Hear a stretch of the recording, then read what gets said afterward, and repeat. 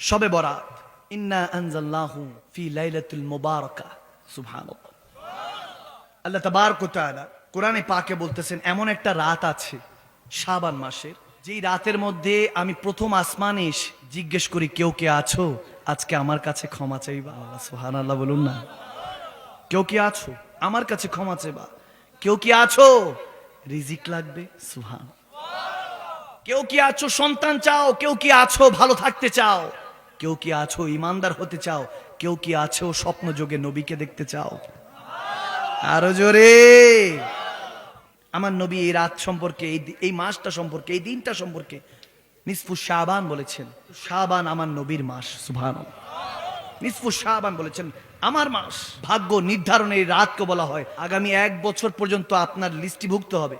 ফেরেশতাদেরকে ডাক দিয়ে আল্লাহ বলবেন যে কে আছো? ফেরেশতারা আসো, অমুক বান্দার হিসাব করো, তার বিয়ে হবে, জন্ম হবে, মৃত্যু হবে, কি কি হবে, রিজিক বাড়বে না কমবে, তার ব্যবসার মধ্যে লোকসান হবে না লাভ হবে, তার চাকরি যাবে না উন্নতি হবে, সে বিদেশে যেতে পারবে কি পারবে না, সে ভালো থাকতে পারবে কি পারবে না, তার মা বাবা কি বাঁচবে না বাঁচবে না, তার স্ত্রীর সাথে তার সম্পর্ক থাকবে কি থাকবে না, সন্তান আসবে কি আসবে না, এই সমস্ত কিছু রিজিক থেকে জন্ম থেকে মৃত্যু পর্যন্ত ওই বান্দার 1 বছরের হিসাব নিকাশ ফেরেশতাদের মাধ্যমে এই 14ই শাবান শবে বারাতে নির্ধারণ করা হয়। সুবহানাল্লাহ।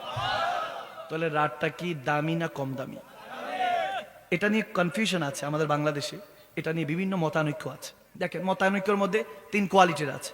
এক কোয়ালিটি আছে চূড়ান্ত পর্যায়ে এটা মানে, এক কোয়ালিটি আছে চূড়ান্ত পর্যায়ে এটা মানেই না।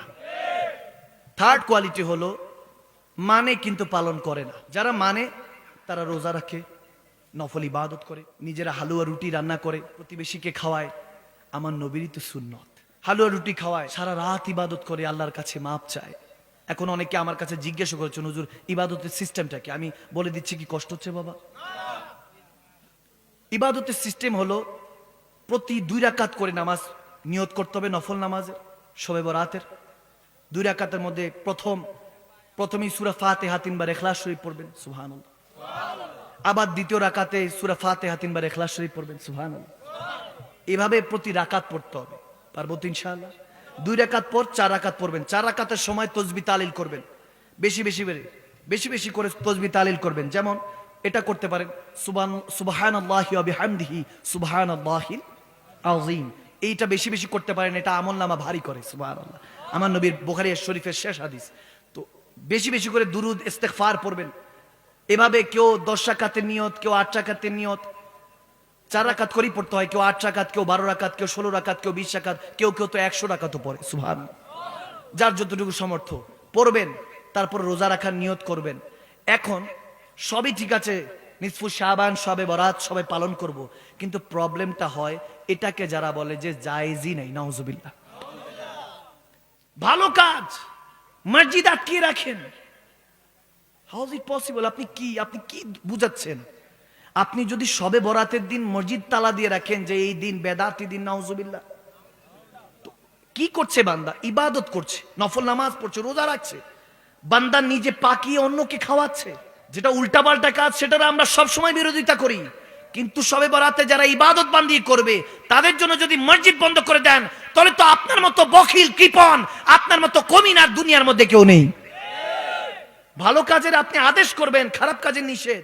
লাইলাতুল মুবারাকা বলা হয়েছে, যেখানে মোবারকপূর্ণ রাত বলা হয়েছে, ভাগ্য নির্ধারণের রাত বলা হয়েছে, সেটাকে কিভাবে আপনি বেদাত বলছেন, সেটাকে হারাম বলছেন? নাউজুবিল্লাহ। আমার মাথায় বুঝে আসেন। এখন আকীদাগত পার্থক্য থাকতেই পারে, ঈমানগত বিষয়গুলি নিয়ে পার্থক্য থাকতে পারে। এখন যার ভালো লাগে বাবা করবেন, যার ভালো লাগে না তাদের করবেন না। আমি বলি, সবার কিসমতে ইবাদত থাকে না, সবার কিসমতে ঈমানও থাকে না। আরে 5 ওয়াক্ত নামাজ তো সবাই পড়ে, তাহাজ্জুদ পড়ার কিসমত কি সবার থাকে? বুঝার বিষয়। কষ্ট হয়েছে। আল্লাহ আমাদেরকে শবে বরাতটা সুন্দরভাবে পালন করে, ইবাদত বান্দিগির মাধ্যমে পালন করে, আল্লাহ আমাদেরকে শবে বরাতের মধ্যে, এই ভাগ্য রজনীর নির্ধারণের দিনের মধ্যে বেশি বেশি করে ইবাদত করে আল্লাহ রাসূলের কুরবাত নৈকট্য হাসিল করার তৌফিক দান করুক। আরো উচ্চ আওয়াজ বলুন আল্লাহুম্মা আমিন।